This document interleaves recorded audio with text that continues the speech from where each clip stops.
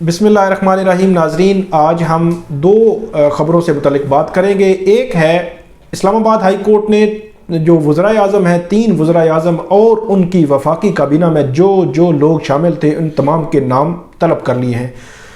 इसमें अदालत क्यों इन पर मिसाली जुर्माना आयद करना चाहती है और ये नाम क्यों तलब किए गए हैं और कौन सा केस है इसके पीछे, उसकी कुछ तफसीलात मैं आपके सामने रखूँगा।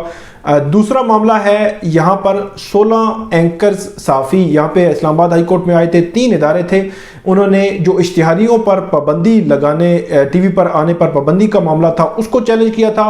एक नोटिफिकेशन था इसाक डार का, पैमरा का नोटिफिकेशन था इसाक डार पर पाबंदी का मई 2019 का, और अक्टूबर 2020 का नोटिफिकेशन था साबिक वज़ीर आज़म नवाज शरीफ टीवी पर आने का पाबंदी का।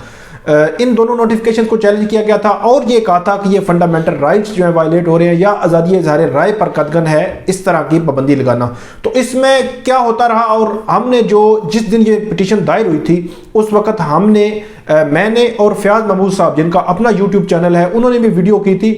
हमने जो मौक़िफ़ लिया और उसके बाद भी हमने जो वीडियोज़ की उसमें डे 1 को हमने जो मौक़िफ़ लिया उसकी आज की कॉमेंट्स में भी वो हम डाल देंगे, उनका जो लिंक है वीडियो का वो आप ज़रूर सुनिएगा। एज ए कोर्ट रिपोर्टर हमने जो मौक़िफ़ लिया था कि ये एक गलत डायरेक्शन ली गई है, वो आज सच साबित हुआ है। इससे मुतालिक बात करेंगे। तफसीलात में जाने से कबल नाजरीन हमारा यूट्यूब चैनल आप ज़रूर सब्सक्राइब करें। अब आते हैं कि 3 वज़राए आज़म की लिस्ट और उनकी वफाकी काबीना की लिस्ट इस्लामाबाद हाई कोर्ट के चीफ जस्टिस अतर ने क्यों तलब की है। यहाँ पर एक केस है, एक शहरी की अदम बाजियाबी का केस है। 2015 से ये केस है। वो मुख्तलिफ मुकदमात में अक्यूज़्ड भी हैं, लेकिन उनकी बाजियाबी जो है वो मुमकिन नहीं हो सकी।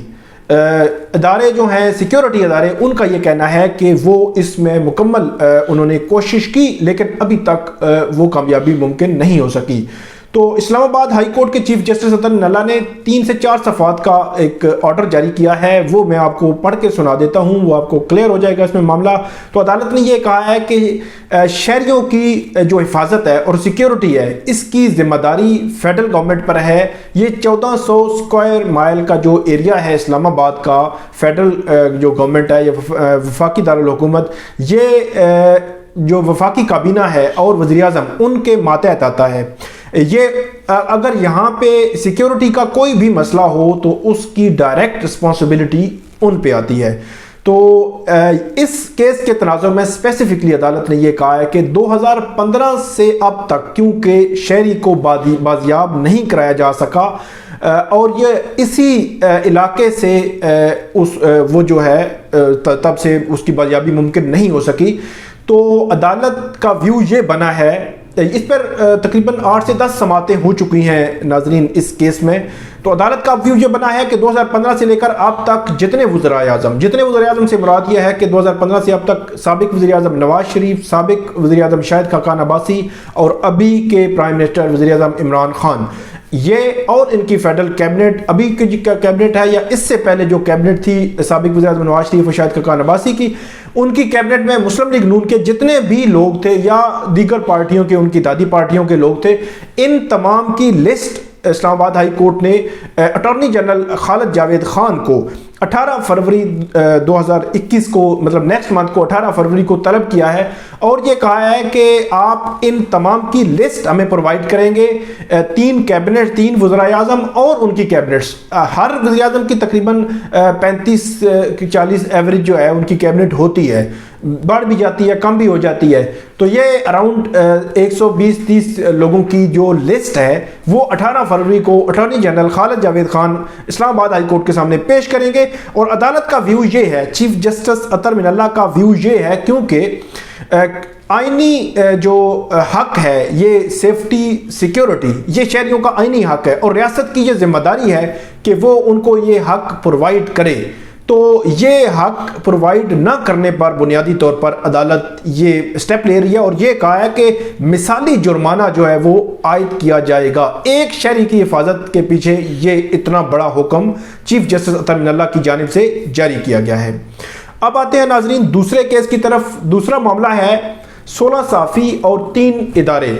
انہوں نے اسلام آباد ہائی کورٹ میں شہری جو اشتہاری مفرور ان کی جو تقریر نشر کرنے کا معاملہ تھا اس پر پابندی کو چیلنج کیا تھا۔